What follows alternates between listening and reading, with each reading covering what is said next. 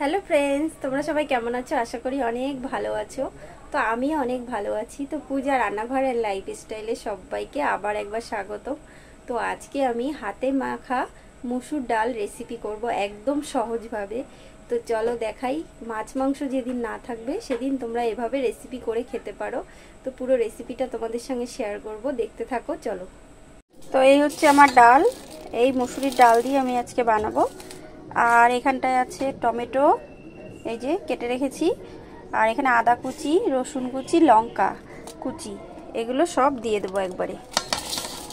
একদম হাতে মেখে করব। আর এখানে আছে পেঁয়াজ কুচি, পেঁয়াজ কুচিটাও দিয়ে দিচ্ছি। তারপরে পরিমাণ মতো লবণ দিয়ে দিলাম।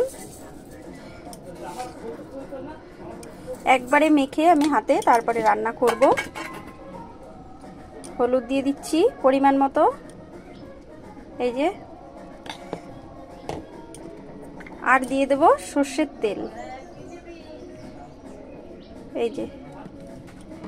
একবারে আমার রান্নাটা হয়ে যাবে, তো সেই জন্য আমি এইভাবে ভালো করে একটু মেখে নেব। দেখো, এই যে সুন্দর করে হাতে একটু এরকম ভালোভাবে মেখে নিতে হবে। এই যে দেখো,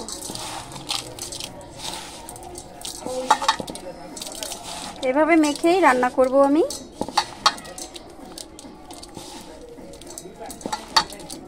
এভাবে মেখে এবার রেখে দিলাম। এবার কড়াইতে বসাবো। তো এখানে আমি দুটো ডিম ভেজে নিচ্ছি কুচি কুচি করে।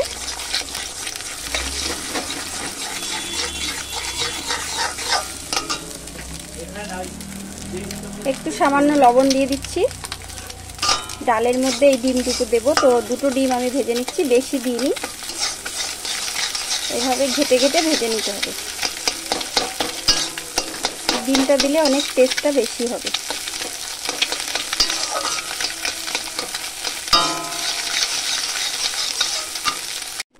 এই যে ডিমটা ভেজে আমি তুলে নিয়েছি, কুচি কুচি করে ডিম ভেজে নিয়েছি। আর এবার এইটা মেখে রেখেছিলাম, সেটা কড়াইতে তেল দিয়েছি। আর একটু জিরে ফোড়ন দেব। পরে আমি আর কোনো ফোড়ন দেব না, তো সেই জন্য আমি একবার একটু জিরে ফোড়ন দিয়ে দিলাম, সেন্টটা ভালো আসবে। এরপরে এই ডালের মাখাটা দিয়ে দেব। সব একবারে দিয়ে ভালো করে একটু ভেজে তারপরে রান্না করব। জল দিয়ে দেবো, তারপরে তেল সব কিছু তো আমি দিয়েই দিয়েছি। দেখো, এবার একটু সামান্য জিরের গুঁড়ো দিয়ে দিচ্ছি, অল্প করে।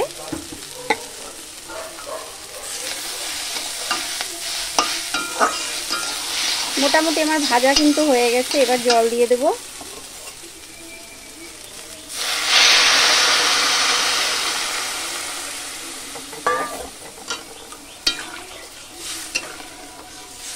বেশ মাখো মাখো হবে, এভাবে ঢাকা দিয়ে রাখবো আমি।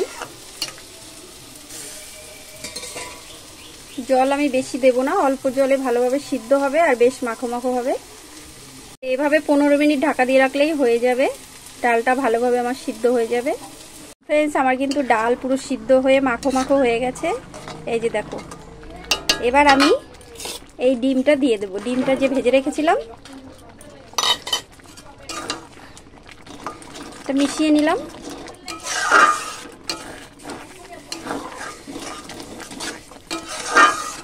একটু সামান্য গরম মশলা দিয়ে নামিয়ে নেব।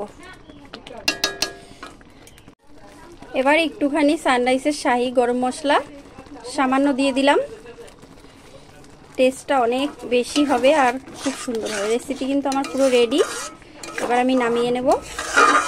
এটা ভাত, রুটি, পরোটা সব কিছুর সঙ্গে ভালো লাগবে।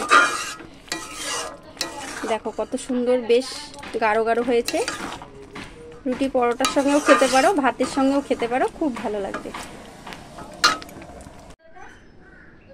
তো ফ্রেন্ডস, আমি কিন্তু রেসিপি নামিয়ে নিয়েছি। দেখো কত সুন্দর হয়েছে, একদম মাখো মাখো বেশ।